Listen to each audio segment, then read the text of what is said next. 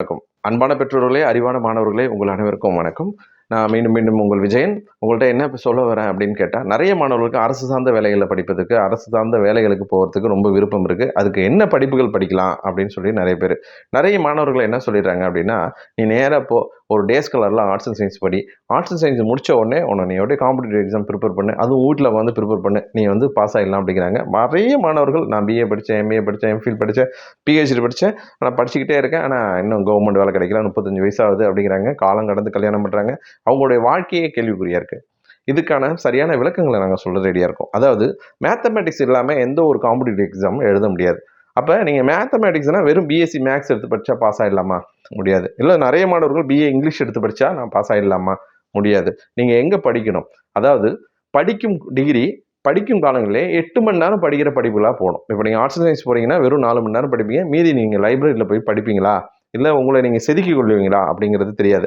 ஆனா படிக்கும்போதே நீங்க ஹெவியான படிப்பு 8 மணி நேரம், 10 மணி நேரம் ஒரு நாளைக்கு ஸ்பெண்ட் பண்ணி உங்களோட வீட்டு பாடங்கள 2 மணி நேரம் கிட்டத்தட்ட 12 மணி நேரம் நீங்க படிப்பதற்கும், 8 மணி நேரம் தூங்குவதற்கும், 20 மணி நேரம் நீங்க ஒரு நாளைக்கு செலவு செய்ய வச்சுக்கிட்டீங்கன்னா, 4 மணி நேரம் தான் உங்களோட கேளிக்கைக்காக அதாவது சந்தோஷமா இருக்கிறதுக்காகவும், விளையாடுவதற்காகவும் பயன்படுத்துறீங்க அப்படின்னா, 3 ஆண்டுகளிலோ, 4 ஆண்டுகளிலோ, இல்ல 5 ஆண்டுகளிலோ நீங்க ப்ரிப்பரேஷன் பண்ணக்கூடிய விஷயங்கள், நீங்க படிக்கக்கூடிய பாடங்கள் உங்கள் மனதளவில உங்களுக்கு ஒரு தன்னம்பிக்கை கொடுக்கும். இப்பவே நீங்க ஹெவியா படிக்க ஆரம்பிச்சிட்டீங்கன்னா, காம்படிட்டிவ் எக்ஸாம் ஈஸியா கிளியர் பண்ணலாம்.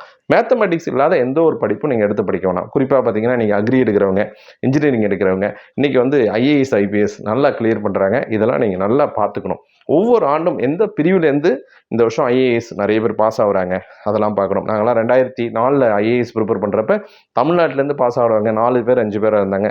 இன்னைக்கு ஒரு ஆண்டும் 120 பேர் 180 பேர் தமிழ்நாட்டிலேருந்து பாஸ் ஆகுறாங்க. அதுக்கான சரியான இன்ஸ்டியூட்லாம் இங்கே இன்னைக்கு தமிழ்நாட்டில் வந்திருக்கு.